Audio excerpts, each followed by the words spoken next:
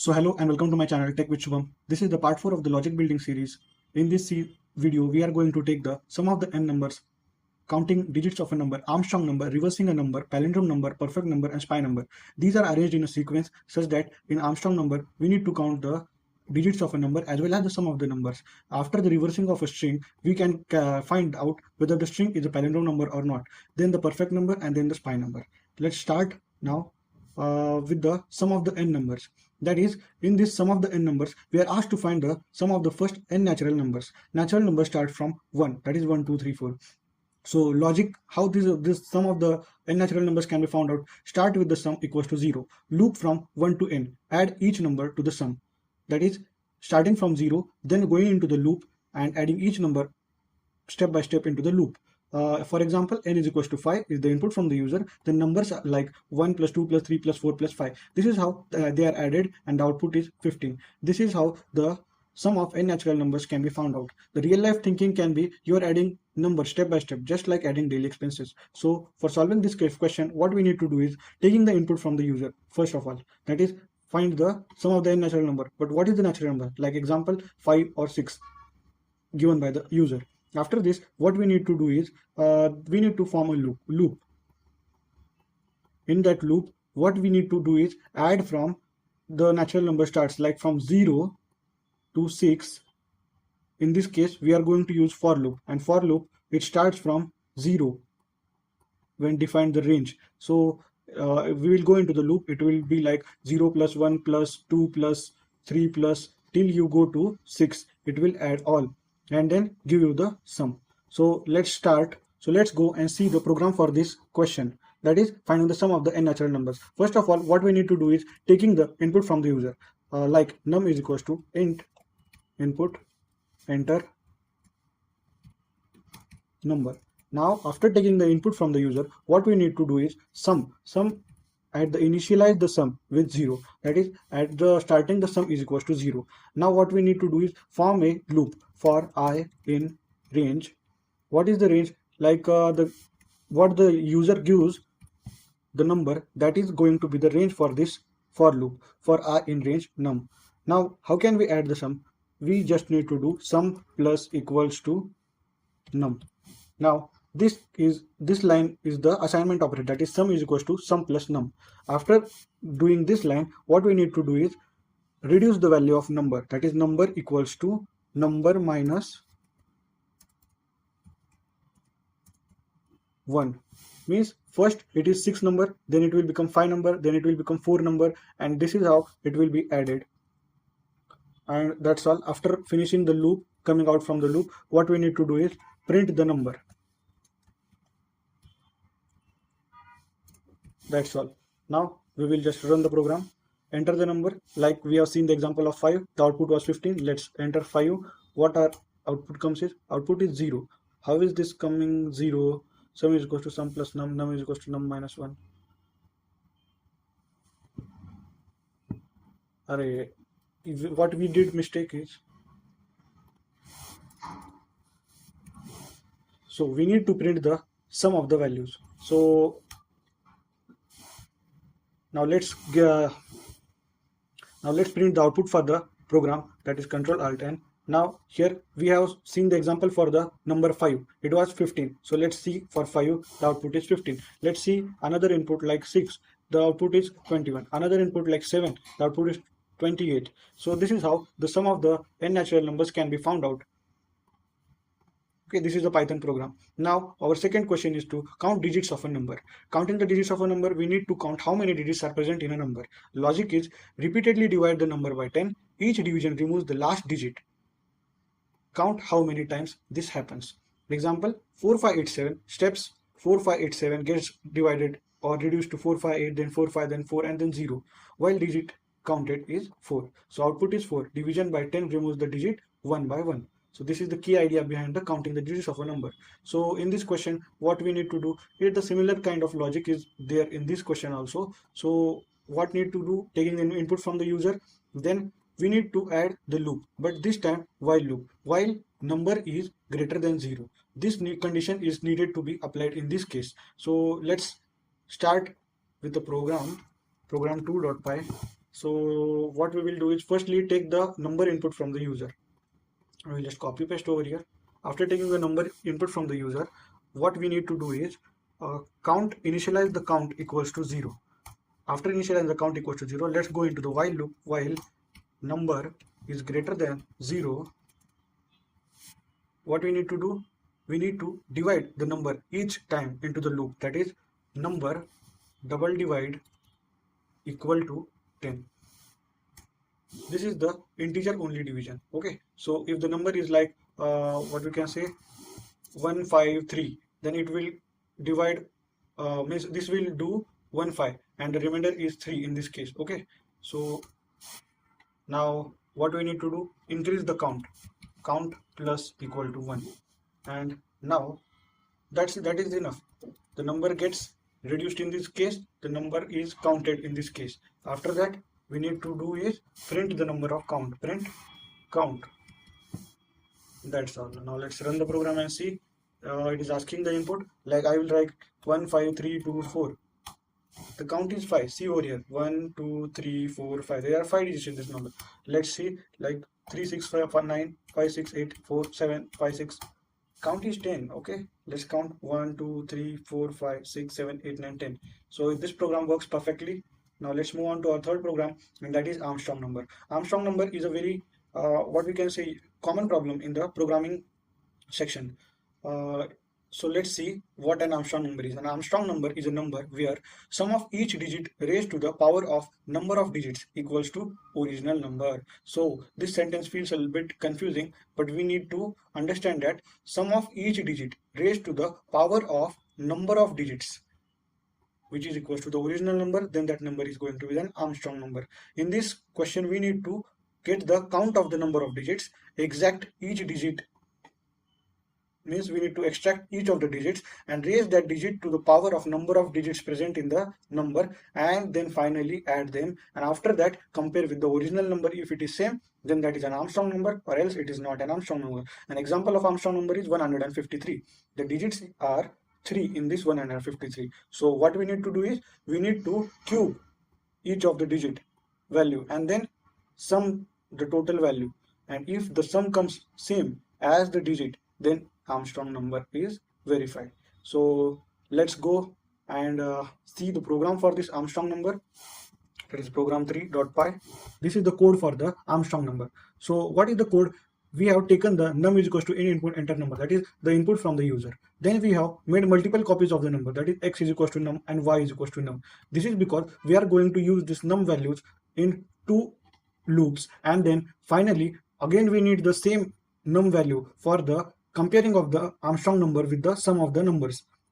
So the 3 times this num value is being used and the changes on this num value has been done. So that's why a single num value gets changed after this while loop, and again after this while loop we need the same num value and for comparing the same num value. So that's why 3 copies of this num value has been done, that is x is equal to num, y is equal to num, and the num itself. So count is equal to 0 is been initialized over here. After that we go into the while loop. While number is greater than 0, number double divide equal to 10, count plus equals to 1. This reduces the number. This is the integer only division, that is 153 gets reduced to 15. The 3 gets reduced after this division and count gets increased. So this while loop runs till the number is greater than 0, and finally we get the count of the number of digits in the number.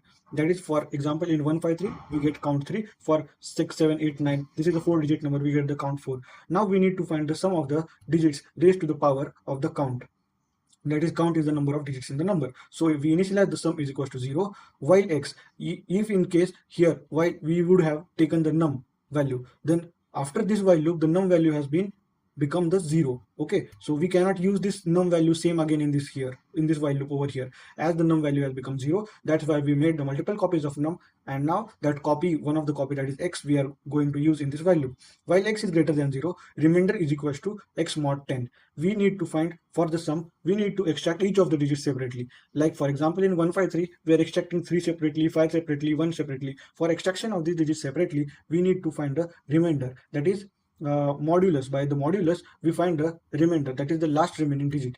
So remainder is equals to x mod 10. This does 153 divided by 10, which is equals to remainder is 3, the last digit. So we need the extracted separately digit, that is the 3. Sum is equal to sum plus remainder star star count. Means if the count was 4, that is the number of digits were 4 in this case, then the raised to power would be 4. But in 153, the number of digits are 3. So remainder raised to the power 3. So because of this difference, that is the number of digit count matters a lot in the Armstrong number.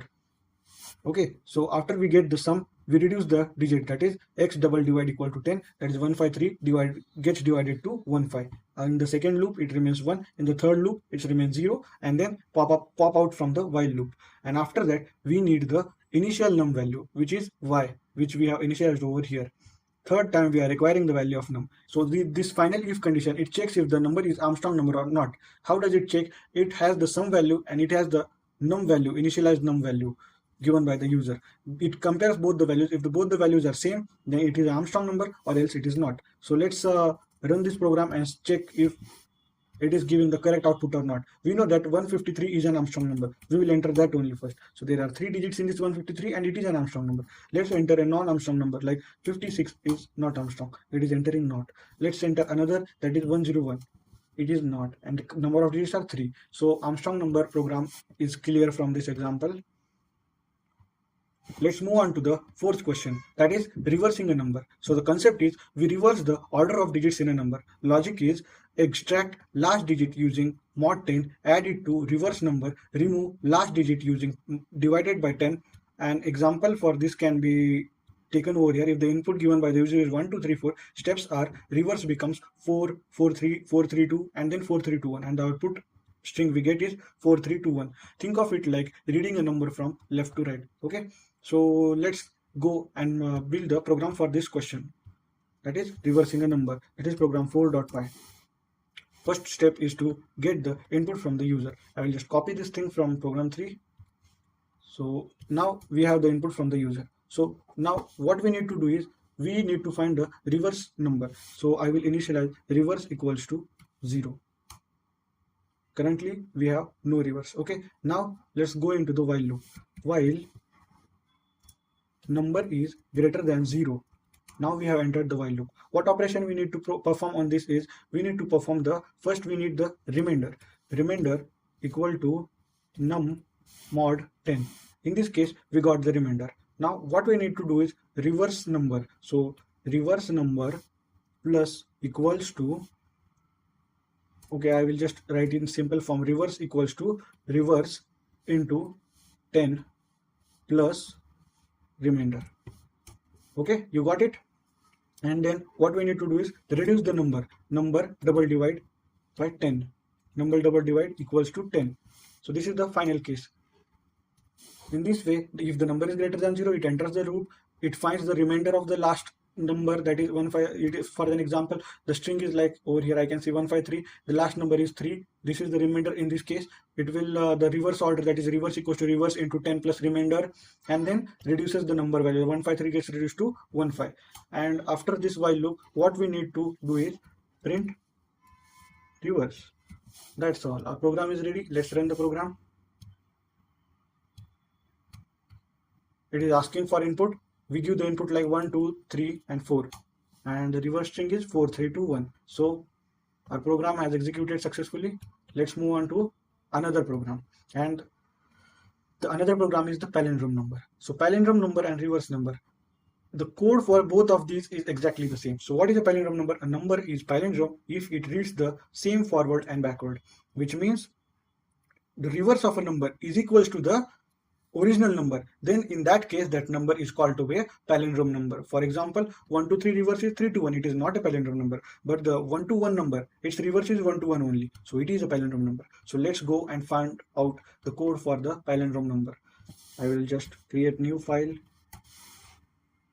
So as I told you, the reverse number finding is the main point in this palindrome number. So I will just copy the whole code of the reverse number from over here and just paste it over here. So we got the number, we got the reverse number. So now further what we need to check is if the number is equals to the reverse number. So this number value is been used in this while loop and it has been changed. So we need some x which is equals to number.